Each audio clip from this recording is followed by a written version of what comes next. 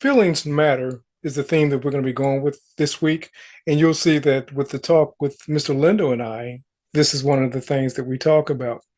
I want to share a story with you. Recently, I made a purchase. And so I went to pick up that purchase today.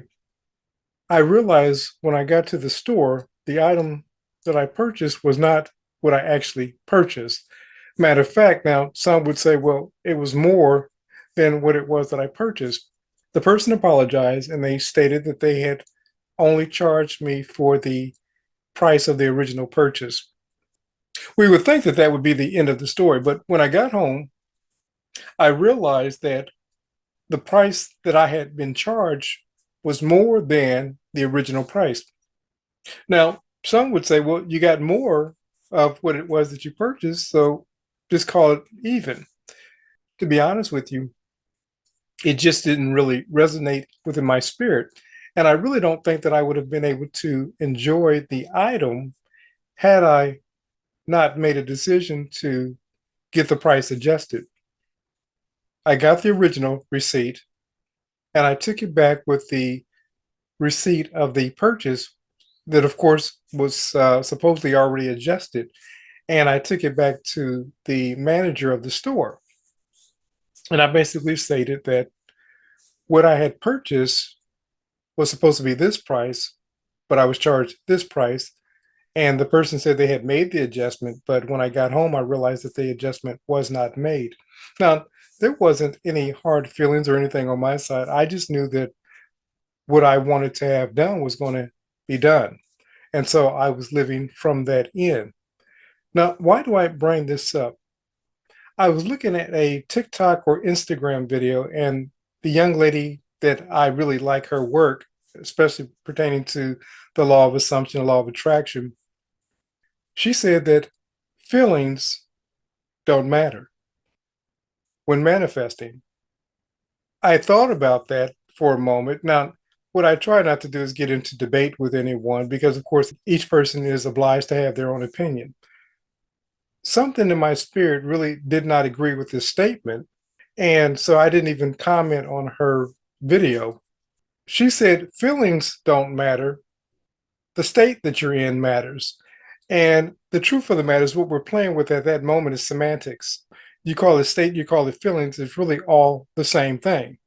In order to be in a state, you're going to have a feeling about being in that state. Otherwise, you're going to be in a different state. We're told in scripture, as a man thinketh in his heart, her heart, so is he, so is she. Whatever it is that you're thinking in your heart. Now, when we're talking about your heart, we're talking about your feeling nature. Scripture says, so is that person. Often we're told, be it unto you according to your belief. Now, anytime we're talking about belief, it's not just a head knowledge, it's a heart knowledge. And when we're operating from our heart knowledge, that's whatever it is, good, bad, or indifferent, that's what we're going to manifest in our reality. So to say that feelings don't matter, you can't be in a state without having feelings associated with that state. Now, let me qualify this. Could I have gone into the store with a bad attitude and feeling upset and still got my manifestation? Absolutely. But ultimately, would that have benefited me? The one thing that I'll say about the item that I purchased is now I'll enjoy that item a lot more. Now, say that I didn't do anything. The person said they had made the adjustment. I realized that they did not make the adjustment. I started utilizing this item. I would not have had the same energy towards this item because in the back of my mind, if I'm going to be honest with you, I would have had this feeling of being taken advantage of.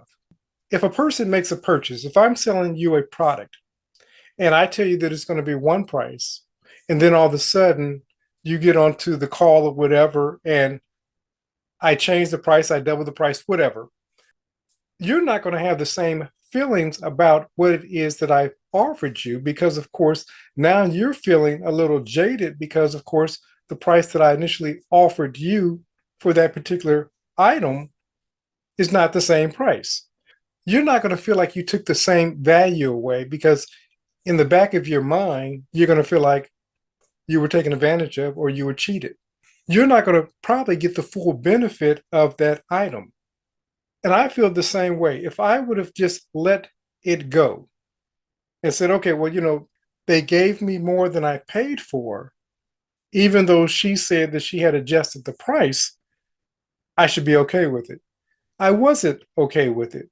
And what I'm saying to you, creators, if there's something that you're holding in your spirit, if there's something you're feeling about something that's taken place in your life, I will also do this with relationships. If I don't feel like a relationship, a friendship is taking me in the direction that I need to be going in, and it's not beneficial, then I'm not going to occupy a lot of time with that particular relationship. You have to determine for yourself where you want to go. And you have to inquire with yourself, is the current relationships, is your current lifestyle, is your current belief system taking you to where it is that you want to go? If you don't feel that that's the case, then you need to begin to make some adjustments. I recently looked at my coaching practice. I decided the type of people that I wanted to work with, and it was necessary for me to do a reset. Understand this, the people that I work with are great people. If we're stuck at a certain level and we don't seem to be advancing, then I don't feel like I'm serving you to your fullest potential. And so, with that being said, it was necessary for me to do a reset and say, listen, let's start over, let's clear the slate and begin attracting the type of people that I can serve to their fullest potential. That's a partnership that works on both sides. Now, a lot of times people are working through issues, and I understand that perfectly. You sometimes have to allow them to work through their situations apart from you. And then when they're ready to go to the next level, then you begin to reacquaint yourself with that individual and say, how can I serve you? When you realize that a person has taken their life as far as it can go at that moment, then sometimes you have to detach and say, listen, let me know when I can be of service and we'll reconnect. But a lot of times, people, because of where they're at and they haven't let certain things go, you're not going to be of much service to them until they're ready to go to the next level. But when they are ready to go to the next level and you know that you can assist them, then you reconnect. But like I said, it was needful for me to release and reset my coaching clients. And now, what I mean, I had to let some folks go because it was needful for me to also reset. I felt like I was at a place of stagnation and it was necessary for me to reset. Does that mean that me and those people will never reconnect? Absolutely not. But what it does mean is that when we reconnect, I want to be at a whole new level. And if they're not ready to advance to that next level, then we don't need to move further because they can find any coach to take their money. That's not my goal. My goal is transformation. It was needful for me to reset to decide who it is that I want to be, do, and have in order to attract those type of clients into my business. If you're looking at transformation, reach out to me. But if you're just looking at simply getting your SP back, if you're looking at the normal everyday things of life, there's a whole bunch of coaches that can serve you in that aspect. But if you're looking at taking your life to the next level, that's the individual that I want to work with. Now, what does this have to do with feelings matter? It all matters. I was feeling stagnant in my coaching business. I wasn't comfortable with the exchange of the purchase that I had made. I decided that I wanted to live from my place of power and I wanted to make the appropriate adjustments concerning those things. Look at your life, creator. If you're not where you want to be at this moment, if you're not doing, being, and having what it is that you want to do, be, or have, then you have to make some adjustments. Otherwise, what you're going to find is that your life is going to stay on the same routine. What I don't want from anyone is to have them living out the end of their life and saying, I wish I would have. I'm not going to be that person living on would have, could have, should have, and so forth. I'm going to live my best life now. And if that's something that you want to also do, partner with me and let's begin living your best life now. But understand this, you know how you feel. Feelings matter. Don't discount your feelings of stagnation. Don't discount your feelings of how do I get to the next level? Don't discount your feelings. And even if it's not me, there's someone out there that's living your best life. And only thing that you need to do is begin to repeat and do what it is that they're doing. Once you begin doing that, your life is about to change. It must, by divine decree, be it unto you according to your faith.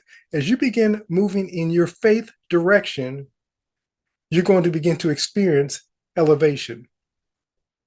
But remember this, creators, that only you can create your perfect world, not God or man. Only you can create your perfect world. This is Coach DeCarlo saying have a great and abundant day.